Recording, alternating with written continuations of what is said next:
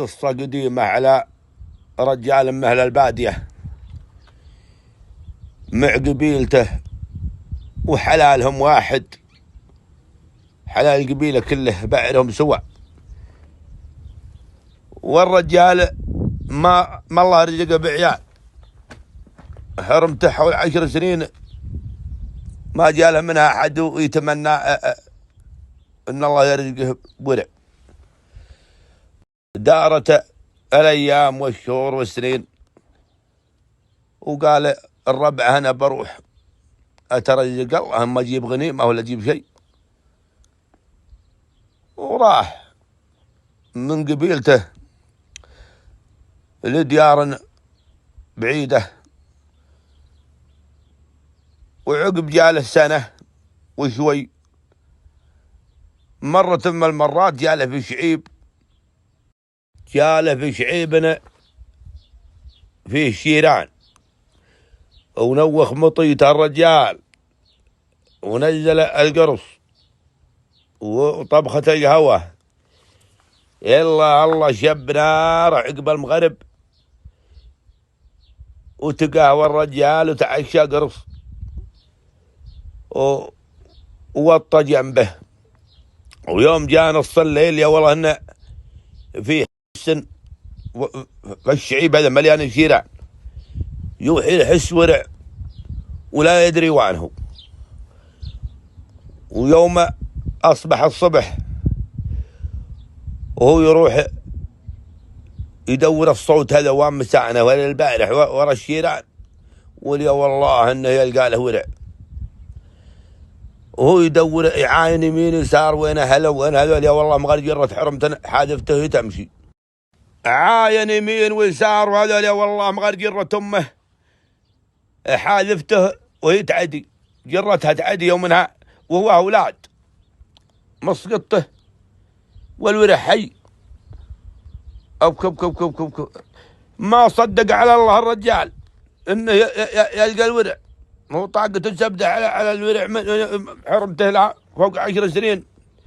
والحين يوم شاف الوراع هذا قال هذا ما الرزق ساقها الله لي، هو ياخذ الوراع ويمهد له وهو يشتاله مع اهل البعير، وهو يروح يتلفت يدور له اهل باعر ويلقى له اهل باعر، وهو يجيهم قال يا الربع انا حرمتي ماتت، ام الورع ولدتها البارح ماتت، اباكم ترضعوا تحلبوا له حليب البلا برضعه لا يموت. قالوا ابشر، حلبوا له، هو يقوم يزنخ الورع من حليب البل لا يروي. هو يمشي الرجال، ويوم جاء قدام المغرب الحين راجع يباع قبيلته، يبي يروح لهم وخطط انه يقول لهم تجوزت لي حرمه اجنبيه من خارج القبيله قصدي، وجابت الورع هذا وانا في الطريق وماتت. المهم وهو متجه يم قبيلته لقى له حرب عندهم غنم، قال يا الربع حلبوا لي، قال يا الربع حلبوا لي من الغنم برضو على الورع، ماتت امه وانا في الطريق الورع لا يموت. قال وابشروا، حلبوا لهم المعزه والغنم زنخوا الورع من الحليب، وواصل مسيره. يوم وصل قبيلته عاد هناك الرجال نوى يرجع لقبيلته ويبي يقول لهم انا تجوزت من قبيلة ثانية، والبارح احنا جايين سارين ماتت حرمتي وانا في الطريق. هذه حجته. الرجال يمشي بينه وبين قبيلته الحين، وليالي قال حرب عندهم غنم، قال حلبوا للورع ماتت امها البارح، حلبوا لها الله يعافيكم. وقاموا يحلبوا لها الناس، اهل الغنم يحلبوا له، واللي قالها مشى من عندهم واللي قالها لباعر يحلبوا له، وهكذا لين وصل قبيلته. قال حرمته هذا ورعي، قالت امه وان، قال امه ماتت في الطريق، انا تجوزت عقبة حرمها بالذريه ولكن تكفينا اغذيه لي، شوفي لي من حريمه القبيله لي والده المولدات من هنا يرضع عن الورع معهن. وفعلا الحرمه اخذت الورع وودت حرمته الثانيه من القبيله والده، وقامت ترضع الورع هذا معه وترضع. يوم جاء عمرها 4 سنين وليا والله ان الورع هذا اظفر الورعان هو وفيه فطنه وشيطاني خالص. الورعان ما يطرحونه فيه قوه وفيه ذكاء، وشوي شوي يوم جاء عمره 18 سنه ولي الورع دايم عصاه في يده، وقام يتكلون على هالعرب الولد مصلاح بالحلال، ودايم وفيه بعير فحل فبعر القبيله وكله يذلون منها الورعان والصبيان، والورع هذا ما يذل منه، البعير الوكله هذا مروعن الصبيان، مروعن عيال القبيله اللي كبره ما يقربونه، مغرب القيد والهجار. والورع هذا شيطانين خالص دايم عصا في يده، والبعير حاقد عليه يوم انه يضربه، والقبيله وكلوا على الاشغال كلها، ويجي عنده الصبيان اللي عندهم الغنم ويتفقد البهم، الطفل اللي ما رضع هذا على كذا يلا سووا بكذا، ويوجههم توجيه سليم، ويروح للبل يلا ارضعوا الحوار هذا، سووا بالناقه هذه كذا، ودوا للناقه هاي، ودوها خلوا تفلي هنا، المهم تاكلين على القبيله كله. ومرة من المرات يوم جاي يتفقد الغنم وليا والله ان البعير جاي معطيه راسه، قال والصبيان البعير جاك والورعان واقفين، ورعان القبيله طقوا وليا هاك اليوم عصاه ما هم معه، ويوم انه التفت الى البعير قد اقبل عليه،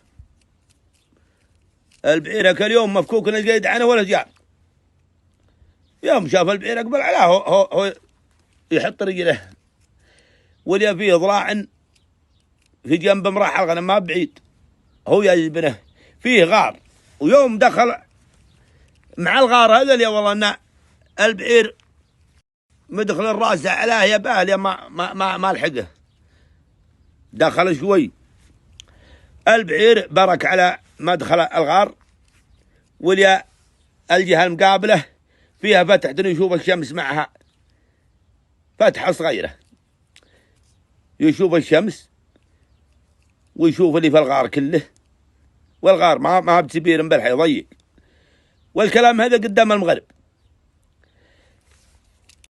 واليا والله يشوف الحية يوم دخلت مع الفتحة هذه اللي يشوف الشمس معها، لا إله إلا الله، المدخل منها بارسن البعير علاه والفتحة هذه ما يقدر يطلع معها صغيرة، واليوم شاف الحية استسلم للموت خلاص، بس انه فهد شوي قدر الامكان، والحية دخلت ومرته وعلقت بالمدخل اللي البعير فيه، وهي تلدغ البعير لا البعير يوم انسدح على جنبه.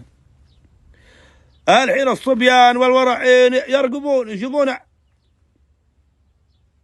البعير بارتن عليه، قالوا ما عاد البعير متحرس لان يموت الورع، ما دروا ان الحية داخلت العلام منه والامور.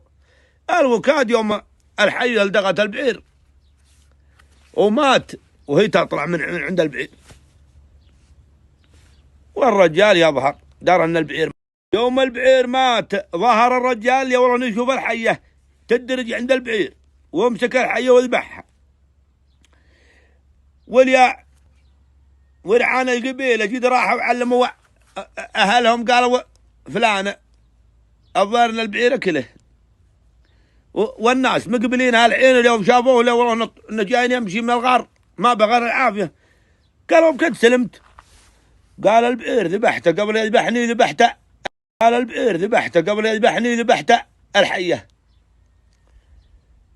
قال يا ولد هذا والله الداهية بكد اهتالوا بس وشغل العالم، قالوا الورع هذا شيطانين خالص.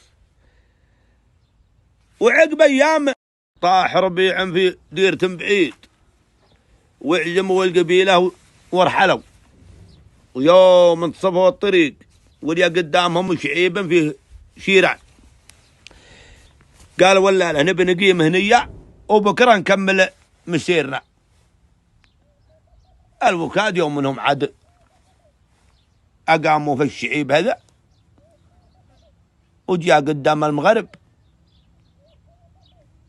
والله في حرمتنا المتسان هذا اللي هو لقط الورع منه يومنا صغير يشوف الحرمتن تجي عند فالشعيبة تقبل عليهم ثم وقفت ثم راحت ثم رجعت المتسانة هذا ثم راحت والله الرجال عرف المتسانة اللي يشوف الحرمة تجي عند متسانة الورع هذا يومنا القطة قبل 18 سنة.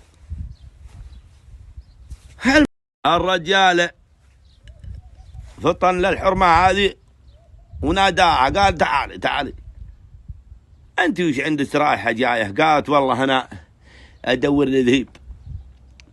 قال ذهيب وش انا؟ وقالت ورع اللي والله اني والدته في المتسان هذا يقول يا والله انها صاجة ان لاقط الورع من متسانه اللي هي تقول هذا.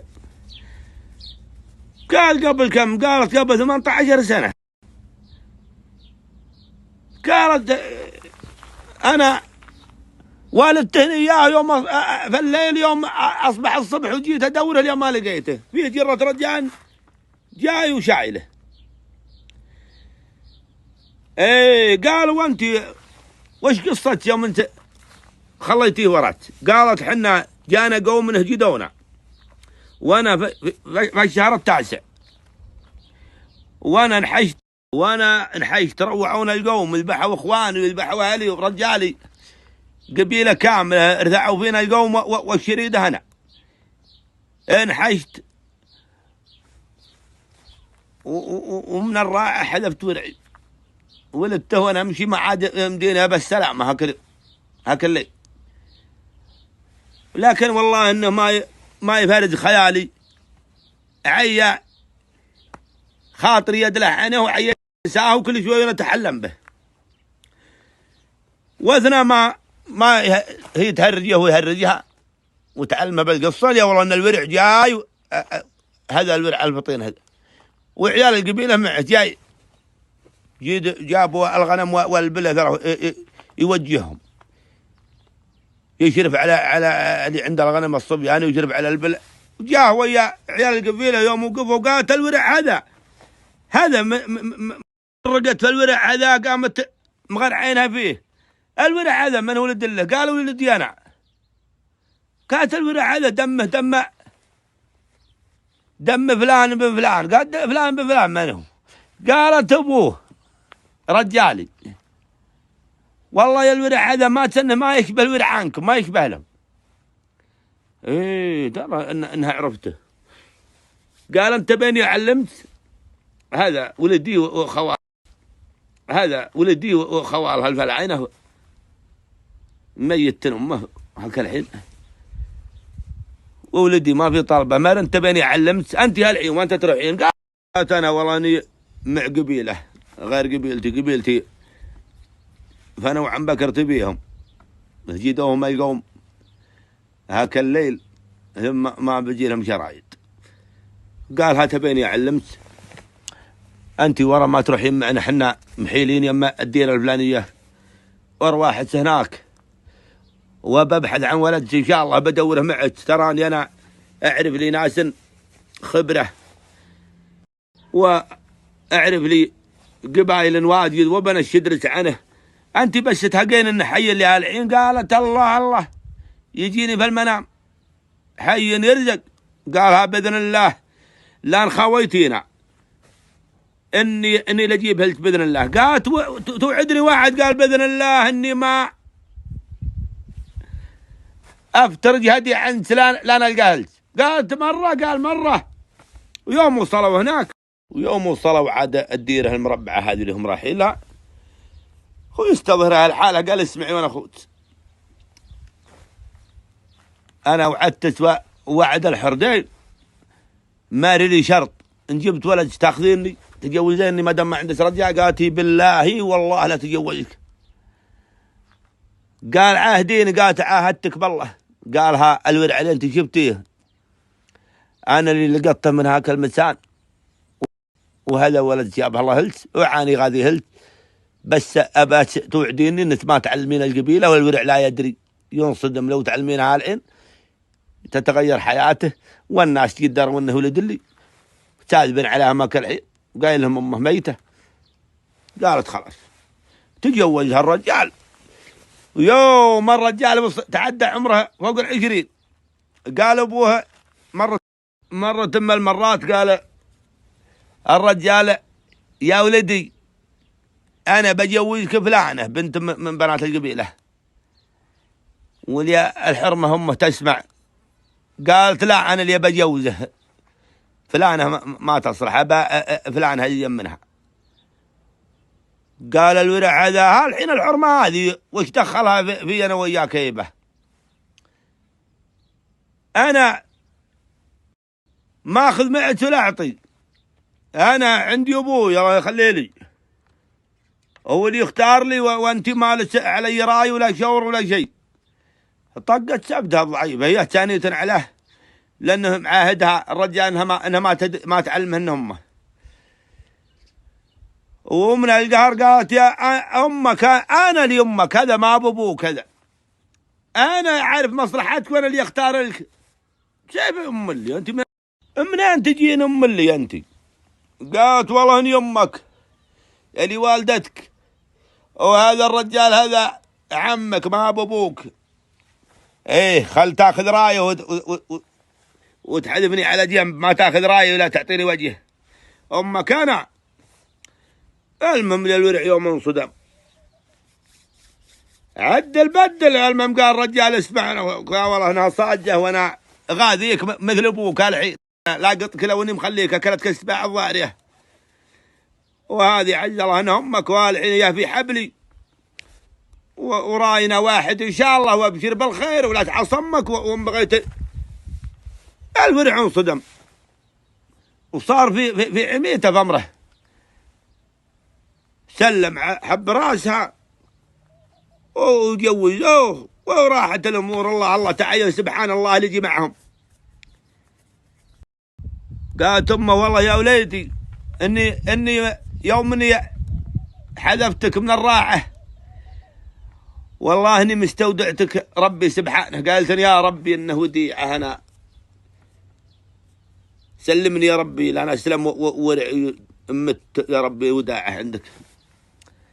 وعان الله حفظ الوداعه ونمك. والله اني اشوفك في المنام داعي وعي يدلك خاطري عنك، داعي وعي يدلك خاطري عنك 18 سنه تقولوا يوميا. والله ما يوم اللي مجي الشعيب هذا ادورك عي يطيح بعدي، اجي ادورك عندي احساس انك بالشعيب هذا ما رحت. فسبحان الله العظيم اللي رد يوسف على ابوه يعقوب، وربي ما تضيع الوداعه عنده سبحانه.